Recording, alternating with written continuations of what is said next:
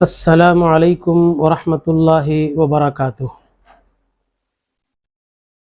دنیا بھر میں جہاں کہیں مسلمان رہتے بستے ہیں اور اگر وہ صاحب استطاعت ہیں، مالک نصاب ہیں، یعنی 60 گرام سونا 755 ملی گرام سونا اگر رکھتے ہیں، ایک نصاب ہے یا نہیں تو 7.5 تولے کا نصاب ہے، 52.5 تولے چاندی یا 42.5 تولے چاندی، اتنا سونا یا اتنے پیسے رکھتے ہیں جس میں اتنا سونا یا اتنی چاندی آ سکتی ہے، تو یہ صاحب نصاب کہلاتے ہیں۔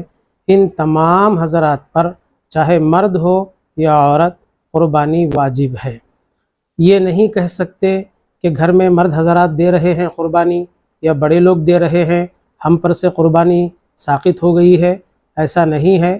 ہر صاحب استطاعت پر ہر سال قربانی واجب ہے، چاہے مرد ہو یا عورت ہو۔ اور اس کا مسئلہ حج کی طرح نہیں ہے کہ عمر میں ایک مرتبہ دے لیں، یا بعض حضرات کے پاس یہ خیال ہے کہ مسلسل 3 سال دینے کے بعد قربانی اس سے ہمیشہ کے لیے ساقط ہو جاتی ہے، یہ بھی خیال غلط ہے۔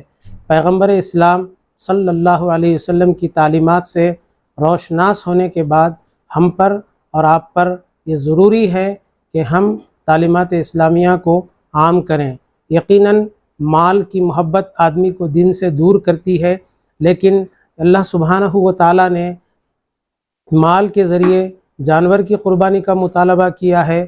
حق بندگی تو یہی تھا کہ ہم اپنی جان کا نذرانہ اللہ سبحانہ و تعالیٰ کے حضور پیش کرتے، جیسا کہ حضرت سیدنا ابراہیم علیہ السلام نے اپنے صاحبزادے حضرت اسماعیل علیہ السلام کی قربانی رب تبارک و تعالیٰ کی بارگاہ میں قبول کی، لیکن اللہ سبحانہ و تعالیٰ نے ہم پر انعام کیا، احسان کیا، اور یادگار ابراہیمی حضرت سیدنا ابراہیم علیہ السلام کی اس عظیم یادگار کو قربانی کی شکل میں ہمیشہ کے لیے باقی رکھا، اور فرمایا وَتَرَكْنَا عَلَيْهِ فِي الْآخِرِينَ، ہم اس قربانی کو بعد میں آنے والوں کے لیے باقی رکھیں گے۔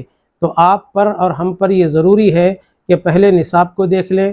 جس طرح زکوٰۃ واجب ہوتی ہے، اس طرح قربانی بھی ہر سال واجب ہے۔ جب قربانی واجب ہے تو اس کے جانور کا بے عیب ہونا بھی بہت ضروری ہے، یعنی جانور اتنا کمزور نہ ہو، اتنا عیبدار نہ ہو، اور اتنا ہی ہڈیوں میں جس کے گودا تک نہ ہو، ایسے جانوروں کو اختیار نہ کریں۔ بلکہ حدیث شریف میں تو آیا ہے، اللہ سبحانہ و تعالیٰ نے جس کو جس قدر مال و دولت عطا فرمائی ہے، وہ قربانی میں بھی اس قدر قیمتی جانور دینا افضل ہے۔ بعض حضرات کے نزدیک یہ خیال ہے، یہ سمجھتے ہیں کہ خصی شدہ جانور کی قربانی درست نہیں ہے، ایسا نہیں ہے۔ احادیث شریفہ میں خصی شدہ جانور کی قربانی کو افضل قرار دیا ہے۔ نبی کریم صلی اللہ علیہ وسلم نے ایک جانور کی صفات اس طرح بیان فرمائی کہ بہترین قربانی اس جانور کی ہے جو کالے میں چلے ہوں، کالے میں بیٹھے ہوں، کالے میں دیکھے ہوں۔ اس کا مطلب یہ ہے کہ آنکھوں کے پاس کا حصہ کالا ہو، اور پیٹ کے پاس کا حصہ کالا ہو، اور پیروں کے پاس اور کھروں کے پاس کا حصہ کالا ہو۔ یہ افضل قربانیوں میں سے ہے۔ نبی کریم صلی اللہ علیہ وسلم ہر سال 2 دمبوں کی قربانی فرمایا کرتے تھے۔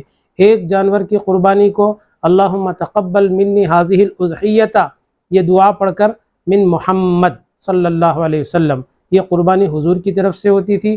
دوسرے جانور کی قربانی کو آپ صلی اللہ علیہ وسلم نے اپنی پوری امت کے طرف سے قربانی عطا فرمائی ہے۔ تو اب آپ کو اور ہم کو امتی ہونے کا ثبوت دیتے ہوئے 2 قربانیاں کرنا چاہیے، لیکن پیغمبر اسلام صلی اللہ علیہ وسلم کا یہ عمل آپ کی ذات مبارکہ کے ساتھ خاص ہے، تو آپ کو اور ہم کو چاہیے کہ اپنی قربانی بھی اگر ادا کر دیں۔ بعض حضرات یہاں پر یہ خیال کرتے ہیں کہ میں پہلی بار قربانی دے رہا ہوں، بڑوں کے نام سے یا مرحومین کے نام سے، یا خصوصاً سرکار دو عالم صلی اللہ علیہ وسلم کی طرف سے دینا چاہتے ہیں۔ یہ بھی ٹھیک نہیں ہے، کیونکہ پہلے وہ ان پر جو واجب ہے وہ دے، اور اگر اللہ نے استطاعت دی ہے تو سرکار دو عالم صلی اللہ تعالیٰ علیہ وسلم کی طرف سے دے، نفل قربانی مرحومین کی طرف سے دے۔ ایک بات یہاں پر یاد رکھنے کی ہے، وہ یہ ہے کہ بکرے کی قربانی میں ایک جان کی طرف سے، یعنی ایک آدمی کی طرف سے ایک ہی قربانی ہوگی، اس میں کسی قسم کی کوئی شرکت نہیں ہوگی۔ یعنی بعض یہ سمجھتے ہیں کہ ایک قربانی کے جانور میں پورے گھر کے افراد شریک ہو جائیں، یہ ٹھیک نہیں ہے۔ اگر ایسا ہوتا تو نبی کریم صلی اللہ علیہ وسلم کی اس حدیث مبارکہ میں، جس میں آپ 2 دمبے کیوں دیے، ایک ہی قربانی میں سب کو شریک کرتے کہ اللہ اس کو محمد کی طرف سے بھی قبول فرما اور ساری امت محمد اور آل محمد کی طرف سے قبول فرما؟ نہیں، تو یہ حدیث بتا رہی ہے کہ ایک واجب قربانی جو ہوتی ہے وہ ایک ہی کی طرف سے ہوتی ہے۔ البتہ بڑے جانوروں میں شرکت درست ہے، وہ بھی 7 افراد تک، یعنی گائے کی قربانی ہے تو اس میں 7 افراد مل کر دے سکتے ہیں، اور اسی طریقے سے اونٹ کی قربانی ہے اس میں بھی 7 افراد دے سکتے ہیں۔ جب یہ سمجھ گئے ہیں تو یہ بات بھی سمجھیں کہ دمبے کی قربانی کے لیے، یعنی بکرے یا دمبے کی قربانی کے لیے ان کی عمر 1 سال کی ہونا ضروری ہے، یا نہیں ہے 1 سال کی، 7-8 مہینے کا ہے بکرا لیکن اتنا فربا ہے، اتنا موٹا تازہ ہے کہ اس کو 1 سال کے بکروں میں اگر چھوڑ دیا جائے تو وہ بھی 1 سال کا نظر آنے لگے، تو ایسے جانور کی قربانی بھی درست ہے۔ گائے کے لیے 2 سال کا ہونا ضروری ہے اور اونٹ کے لیے 5 سال کا ہونا ضروری ہے۔ جب قربانی ہم کر دیں، نبی پاک صلی اللہ علیہ وسلم فرماتے ہیں عید کے دن یعنی یوم النحر، عشرہ ذوالحجہ کی 10ویں تاریخ کو اللہ سبحانہ و تعالیٰ کے پاس جانور کا خون بہانے سے بڑھ کر کوئی کام نہیں ہے۔ جانور کا خون کا خطرہ زمین پر بعد میں گرتا ہے، اس سے پہلے صاحب قربانی کے سارے گناہ معاف ہو جاتے ہیں۔ تو یہ اس کی فضیلت ہے۔ اس فضیلت کو اللہ نے جس کو مال و دولت سے سرفراز فرمایا ہے وہ حضرات کبھی اس فضیلت سے محروم نہ ہو اور کوشش کریں کہ اس فضیلت کو کسی بھی طریقے سے حاصل کریں۔ قربانی کے 3 دن ہیں، 10، 11، 12 کے عصر تک، قبل مغرب تک آپ اس کو کر سکتے ہیں۔ اگر کوئی یہ خیال کرے کہ مسلمانوں میں کوئی غریب ہے، رشتہ داروں میں یا دوست احباب میں کوئی بیمار ہے، میں قربانی کے جانور کے پیسے جو ہو رہے ہیں وہ اس کی مدد میں لگا دوں گا، تو اس سے قربانی نہیں ہوگی، بلکہ اس کو قربانی ادا کرنا واجب ہی رہے گا۔ قربانی کے جانور کے پیسے کسی کے مد میں دے دینے سے، کسی کو خیرات کر دینے سے قربانی ادا نہیں ہوتی۔ قربانی جانور کو ذبح کرنا اور عید کے دن، اس کے بعد کے دن، اس کے بعد کے دن، ان 3 دنوں میں کبھی بھی قربانی کو ادا کیا جا سکتا ہے۔ تو اس بات کو اچھی طرح ذہن نشین رکھیں کہ ایک جانور میں، بکرے میں، دمبے میں، مینڈے میں، مینڈی میں اور جتنے اس قسم کے ہیں، اس میں ایک آدمی کی طرف سے ایک ہی قربانی ہوگی۔ ہاں، اگر ایک سے بڑھ کر آپ قربانی کر کے نفل قربانی میں سارے گھر کو شریک کرنا چاہتے ہیں، 100 نہیں، 1000 نہیں، کتنے لوگوں کو شریک کرنا چاہتے ہیں آپ کریں، لیکن واجب قربانی میں شرکت نہیں ہو سکتی۔ البتہ یہ جو بڑے جانوروں میں 7 کی تک افراد کی گنجائش ہے، اس میں ہر آدمی اپنی اپنی حیثیت سے، کوئی اس سال کی قربانی، کوئی گزشتہ سال کی قربانی، کوئی عقیقے کی قربانی میں بھی اس میں شریک ہو کر اپنی قربانیوں کو ادا کر سکتے ہیں۔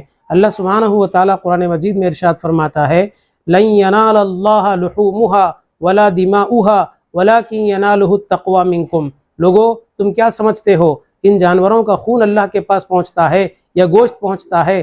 ہرگز نہیں، نہ اس کا خون پہنچتا ہے نہ گوشت پہنچتا ہے، بلکہ جو کچھ پہنچتا ہے تمہارے دل کا تقوی اللہ سبحانہ و تعالیٰ کی بارگاہ میں پہنچتا ہے۔ تو ہم سب کو چاہیے کہ قربانی کو خلوص نیت کے ساتھ اللہ سے ثواب حاصل کرنے کی غرض سے اس عمل کو انجام دیں اور اس کے ذریعے اپنی دنیا و آخرت کو سنواریں۔ وما علینا الا البلاغ۔